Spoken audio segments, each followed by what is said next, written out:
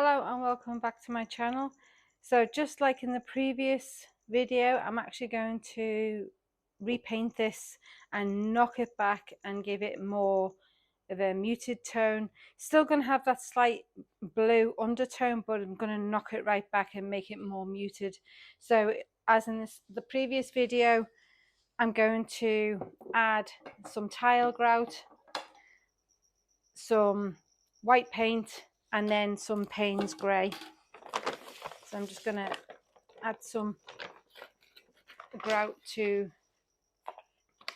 this. As you can see, it's got some big pieces, so I'm just going to break them up and just make them into smaller chunks. I feel like I should be baking something here. So now let's add some paint. So just like in the last one, I'm actually going to add some Taubman's Easy Coat, which is a sealer and undercoat.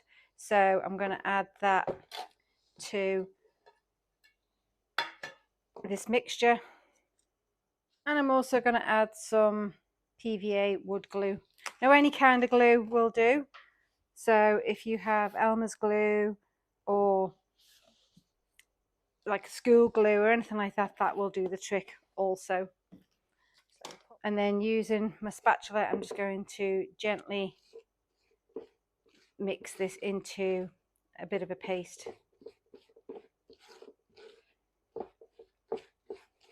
Now this is just going to add additional texture to this board, because if you remember from the last one, it actually worked quite well. So I'm going to do the same with this one. So I've got quite a few of these boards that I've painted previously and then didn't really like what I did with them. And I just find that when you're trying to sell art and whatnot, particularly abstract art, it has to appeal to a broad spectrum of buyers, and that usually means that it has to fit in with people's decor. Now, the people who are likely to buy original art tend to be people who've got a little bit more disposable income. So those who've got a little bit more disposable income perhaps do a little bit more styling with their home decor. So I find that it's a good idea to try and attract a larger spectrum of people, because if you've, the blue, a lot of people do like the blues, don't get me wrong, because I do sell a lot of blue resin artwork, but I don't tend to sell as much when it's just painted. The ocean scenes with the resin sells well, but with the painted ones I find that they don't sell as well, whereas the knockback muted tone artworks tend to sell a bit better. So for this one, I'm actually going to add a touch of Payne's grey for the undertone. So, and this is going to have, it's just literally just going to be one tone, this piece. So it's just going to be a smidge of the Payne's grey to just tint this, and then I will add more as I need in the center here. I just don't want to use just a plain white, so I want this one to have more of a cool tone, whereas the last one was more of a warm tone. I mean, the reason why I'm also doing this is that I've got cool tones in my home, so if it doesn't sell, then this would work well in my house. So that's always a good idea, to work on pieces that you would actually put on your own wall.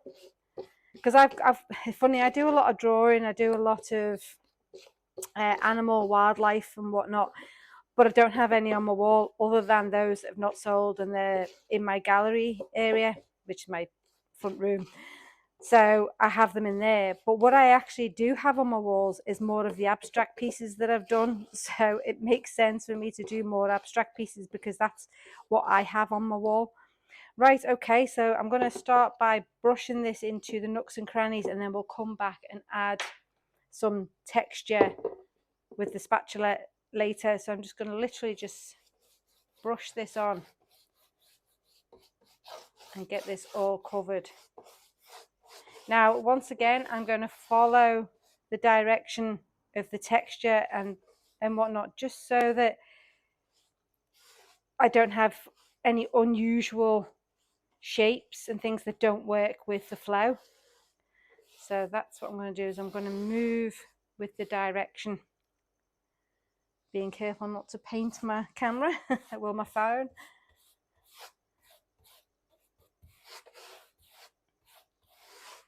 So now I'm just going to use the spatula to just add some additional texture to the piece.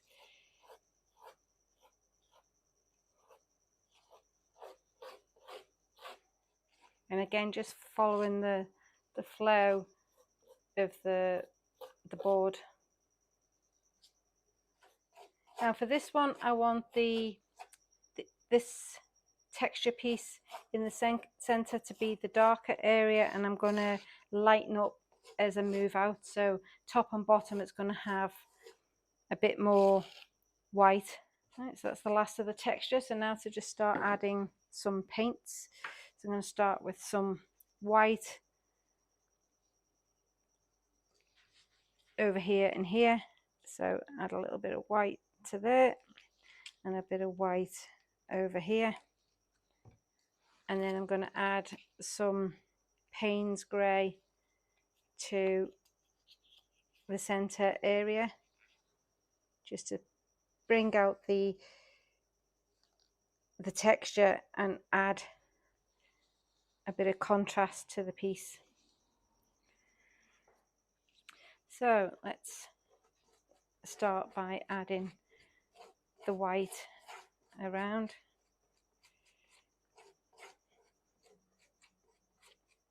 Now I am going to blend some of the Payne's grey into this as well, so it's not going to be a stark white.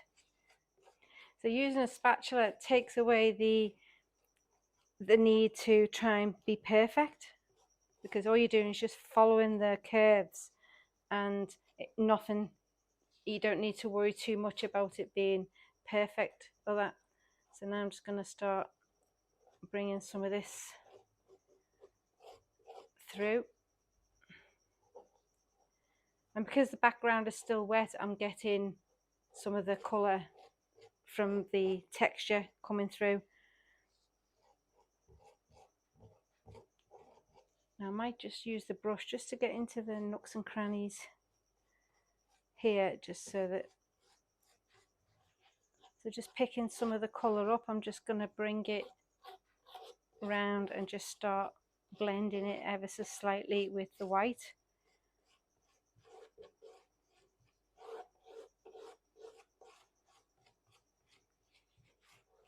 Just add a little bit more of the dark to this area here, and the same over here. I'm going to bring some of this colour down, just so that we can start blending the darker colours with the light. So as you can see, it's still got that same feel as the original piece, only now it's a lot more toned back and a lot more muted. So I really like this area here. So this side probably needs a little bit more blue bringing down. And as it starts to dry, you start seeing some extra texture coming in. But I actually don't mind that. So I'm going to just leave this and just see how it looks tomorrow and whether it needs anything else. Okay, so the piece is now lovely and dry, and I'm really enjoying the texture on the surface. I don't know if you can see all this grain and everything. I'm really enjoying this texture. I'm not 100% sure yet whether I'm going to leave it like this or whether I'm going to knock it back further. So I'll make some decisions, and I may well come back to this, but I'll leave it for the time being just to see how we get on with it. So I hope you enjoyed this video. If you did, please give it a thumbs up, or better still, subscribe to my channel. I will be bringing you more ideas very soon. So until next time, bye for now.